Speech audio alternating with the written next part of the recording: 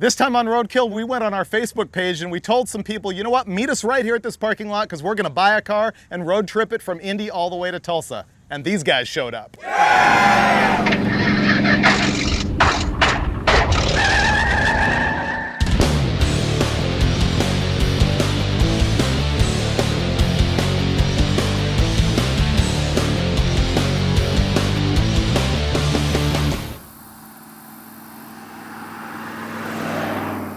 We're here nearby Indy, about 4 miles from the drag strip where the NHRA US Nationals are going on, and we got to buy a car. So we invited a bunch of fans to come out here and meet us in this parking lot and bring their cars out. I've got a pocket full of cash, and we're going to go home with one of these junkers over here. We can get into a lot of trouble with $5,000. Why are we buying a car? Should be at the strip club. Let's go, because I see cool stuff. If you can get people to ditch work, ditch school, and show up to a Walmart parking lot on Monday just to sell you a car they really don't want to sell, you're probably doing something right with your little online show. About 12 guys showed up with cars for sale, which is super cool. And even cooler, there was a big crowd of people who just came out to see what was going to happen and brought their own rides with them. A few of the cars we passed on were a diesel-powered Mercedes, an all-wheel drive Honda with a 6-speed, an old Monza, a rotary-powered RX-7, a third-gen Camaro, a Fox body Mustang that even had a spare roll cage in the back. There was some good iron here, but none of that stuff was cool enough to go on this road trip. Ultimately, we narrowed it down to 4 cars. There was a 67 Ford Country Sedan, which is pretty much a Galaxy station wagon. It had a 390 under the hood, an automatic, no power steering, no power brakes. This thing was on. This is way too good for us. Yeah, a door could fall off any minute. Let me guess, you have to pull up on the column shifter to get it to start? Oh, yeah, how'd you know? It's a 67 Ford. I don't know, that's gonna be hard to contend with. Man, oh dude, this is mint. I'm falling in love, we need to move away. I know, we need to move away because this is too big. We could be done right now. Wow. There was sudden death, the off-road built Ford LTD that was just nutso.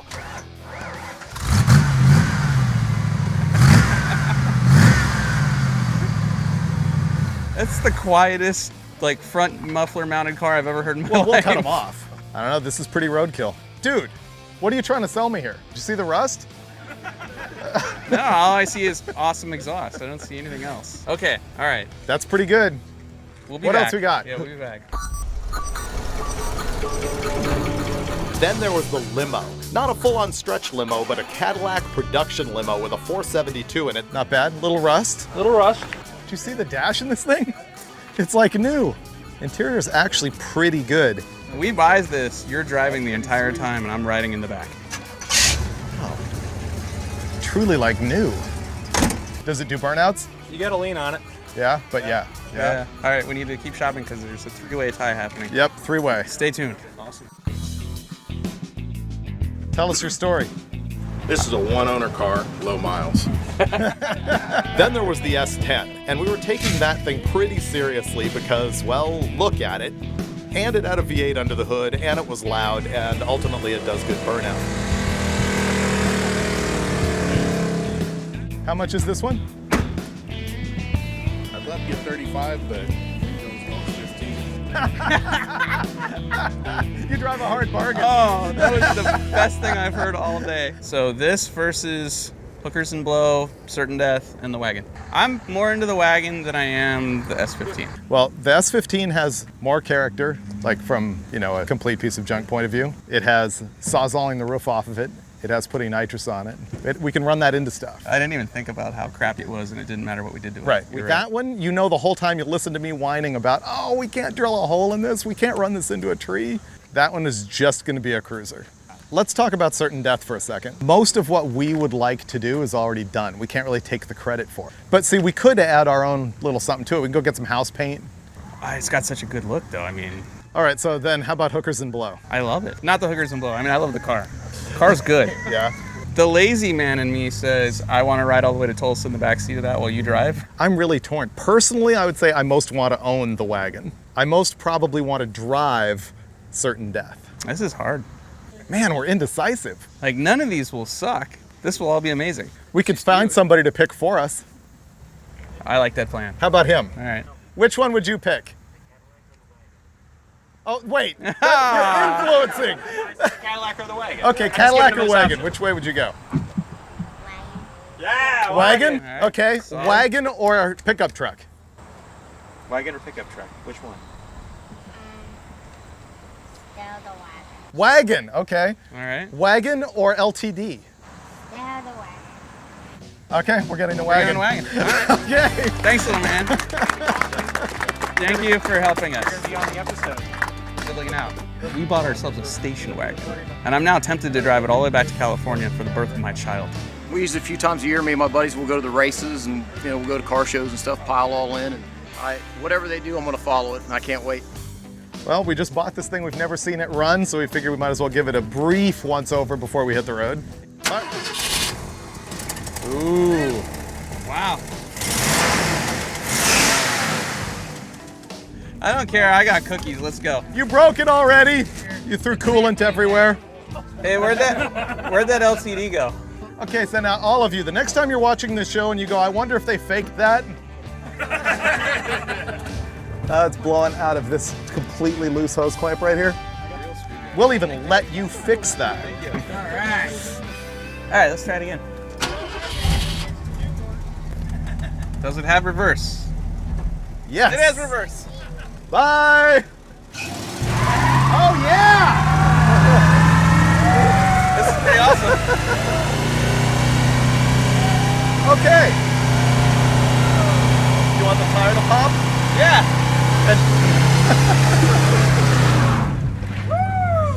Nice. Oh, that's good. Right through the back window. Like Cheech and Chong now. It wasn't us, officer. What are you talking about? So now we've got the wagon, we've done a good burnout, but the big question is, what are we doing in Indy? We're gonna drive 1 mile down the road and go to the NHRA US Nationals. All right, let's merge. Wow. Oh, carbon monoxide death. We need to get that back window up. We're gonna be putting the back window up or Lexanding it or something. There's as much smoke in here as when we did the burnout. This thing cruises though. All my dreams are coming true.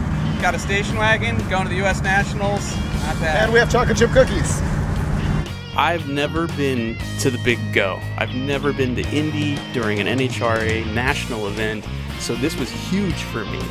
All these crew chiefs and drivers and owners that I have watched on television since I was a kid were now feet away from me on the starting line. Look at the whole John Force, like 1, 2, 3, 4, 5, 6, 7, 8. Oh my God, that's awesome.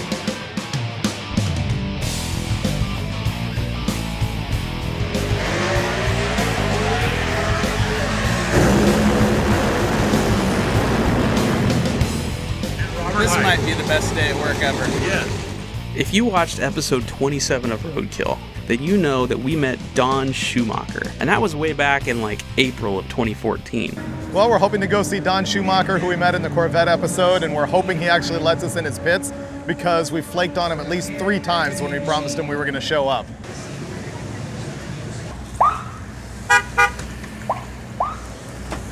You know you're big time when you get a police escort through the pits. It's a large sea of people. I only know one of them.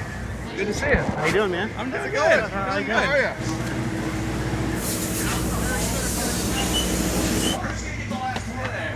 How are you? Welcome to my office away from home. I was going to say, you probably live here more than home. Come on, I'll show you around a little bit. Each area has its own set of tools, massive amounts of parts and pieces. And wow. There's another motor back there. Yeah, Just got motors under the cabin. sitting around. Well, he's probably got 8 to 10 short blocks here. We have another chassis upstairs with body on it with a short block in it ready to go. And the same for every team, right? Yeah. You know, if you guys went down the road with this, you could fix whatever you broke. Yeah, we wouldn't have a show. Not only did Don let us hang out in his pit and feed us, but we got to hang out with a few of his drivers, including Spencer Massey, who races Top Fuel Dragster, and Matt Hagen, who races Funny Car. Both of these guys drive cars with 10,000 horsepower under the hoods, and that are capable of traveling across a racing surface that's 1,000 feet long at over 320 miles an hour.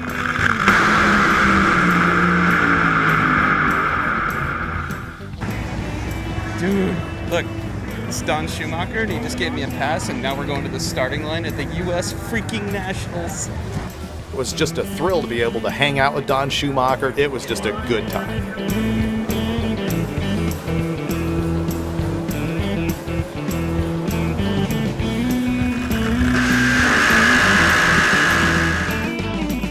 It's about 3:45 here in Indy, and all of Don Schumacher's teams have lost, which is a drag for him, but it's good for us because we're gonna go get a tour of his shop right down the road here in Indy. But first, Finnegan's gonna fix the glass in the back of the wagon because the carbon monoxide in this thing is killing us. It's worse than that Cuda that we drove in Texas. Absolutely brutal. So we gotta roll the glass up. So let's just tape this now. Tape it. Yeah.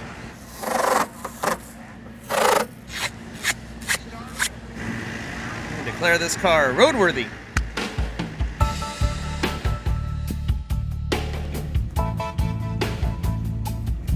It's not as bad. I smell it, but it's not as bad. How much do you think we've shortened our lives by doing roadkill just from the amount of carbon monoxide we've inhaled? But how much have we extended our own glory? Well, Look at it. dead legends. Yeah. That's cool. Except for the parts we've got to lay under this car, this is gonna be comfortable. Man, this is lap of luxury. Oh, there it is. Yep. I guess it's right Crap. there. Hard to miss. If you died and went to heaven, Don's shop would look a lot like what your garage would look like. Floors you could eat off of because they were that clean. CNC machine equipment, chunks of billet everywhere that you could turn into engine blocks or cylinder heads. And oh yeah, the building is so big that you could pull the semi-tractor trailers of all 6 of his racing teams inside the building, roll out all the cars, set up the pits, and maintain them right there. The thing I liked most was the blower dyno. This thing was so complicated, I could not tell exactly what they were doing here, and so we had one of the crew chiefs come in and explain it. Basically, they use this electric motor to get the thing spinning up at speed, and then bam, they've got a clutch in it that engages this engine and instantly takes that blower from idle speed up to 8,000 RPM. Mind-blowing stuff here. Hell of a tour. That was great. Not a bad day. Do you think about what other people must think of our jobs? It's pretty ludicrous. Keep forgetting about all the stuff in the back. Did you see what the car just did? Yeah.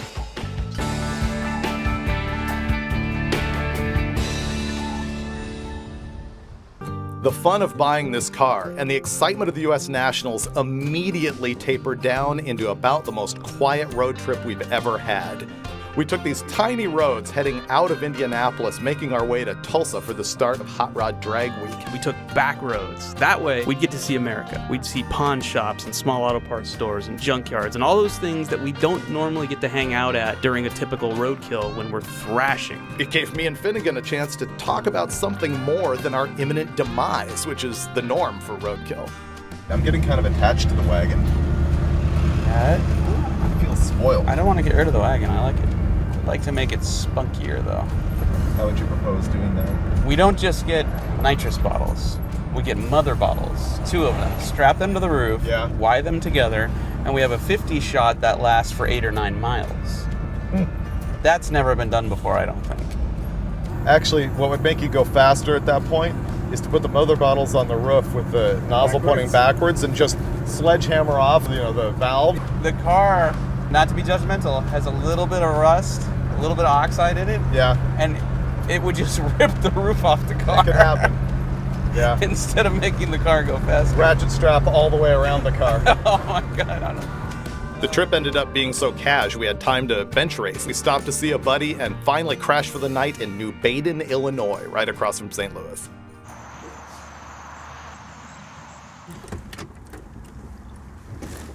Can't believe I'm saying this, but fire up the wipers. Oh yeah, look at that. See you later, lot lizards. We're out.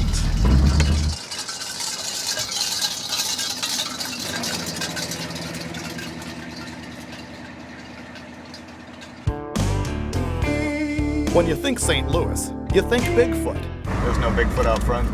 No, but there's a tank with a Ford Aerostar body on it. And I've watched that run over cars before. Gotta tell you, kind of a letdown. Going? Yeah. Bob Chandler, you failed me. You want to stop and let these people know they're only going to be let down? Look, you can see the look on her face. She's going, that's not Bigfoot. That's not Bigfoot. That's the Ford Aerostar on a tank chassis.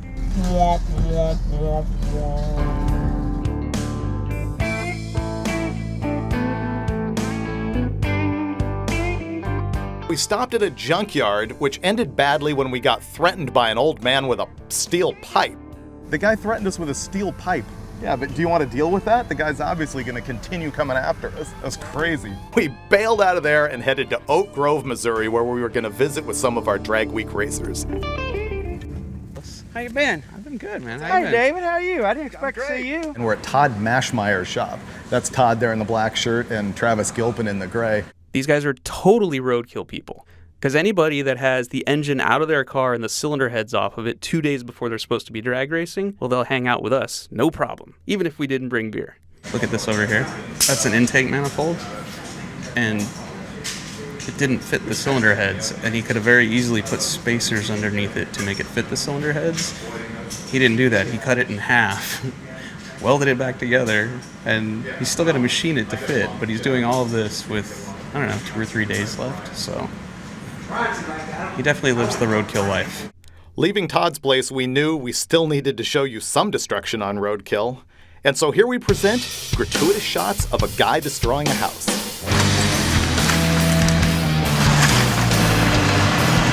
This is basically an analogy of my career. Yeah!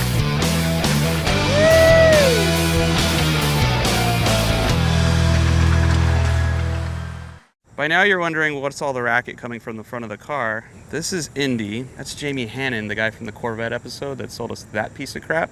And he thought it'd be funny when we weren't looking by popping off the left front hubcap and throwing about 75 cents in it. And we just decided to leave it in there to see what happens to 75 cents after about 1,000 miles. Well, and to prove him that we don't care. Nah. Yeah. Aha! So after a nice leisurely 5-day drive with Freiberger in the wagon, getting to drag week was a welcome change because suddenly there was fury, there was noise, there was smoke, there was horsepower, everything that our trip was lacking once we left Indy. What better place than a drag strip to go tailgating? This car came with a barbecue. It would be a crime not to use it. And look what I got. Ready? Oh, fire. That's not good.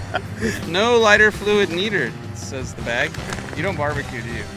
Why isn't it going foosh? That's like California lighter fluid. And if you're gonna tailgate, you might as well tailgate at the finish line because that's where all the action is.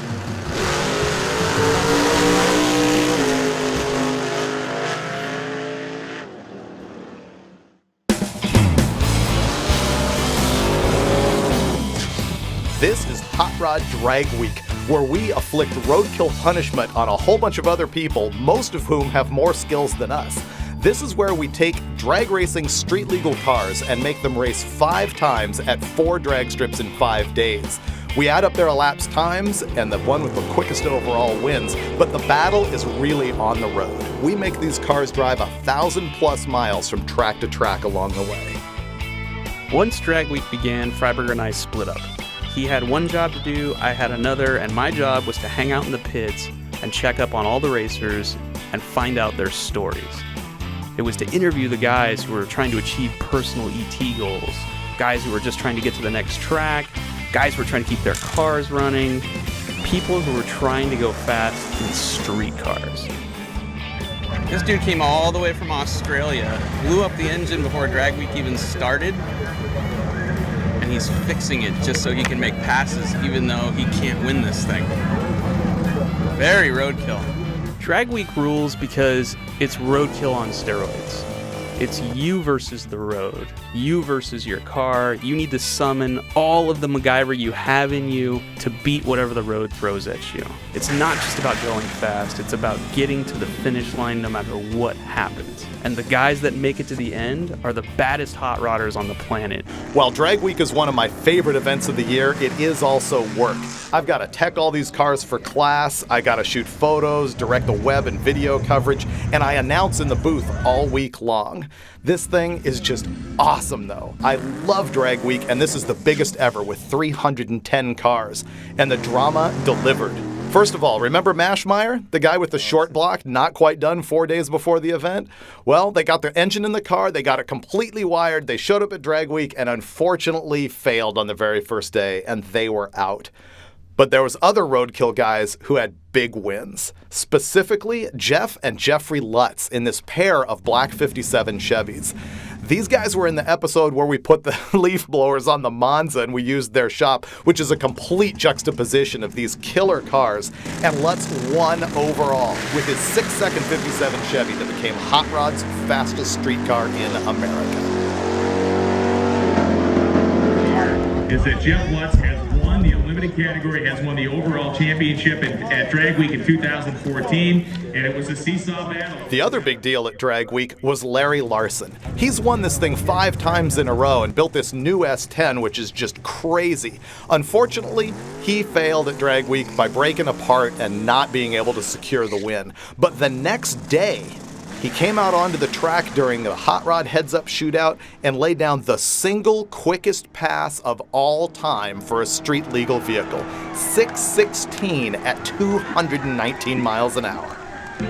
In the end, we might not have broken down at the side of the road, we might not have done an engine swap in the middle of nowhere, but this was an awesome roadkill. We got a chance to hang at the U.S. Nationals with one of the biggest names in the entire NHRA, being Don Schumacher. We met with drivers, we had a great drive through Awesome Americana, and we ended at one of the most bitchin' events of all time, Hot Rod Drag Week. And in its 10th year, Drag Week delivered with some of the best drama ever. We ended up leaving our wagon behind at the track, and ultimately one of the guys here at the company bought the thing, and we flew home ready to roadkill another day. What's wrong with our world where, we keep all the clapped out, blown up 50 GMC, Datsun 240Z, crap that doesn't run, our perfectly good, virtually new, one owner, barn find wagon? Out of here. Masochist.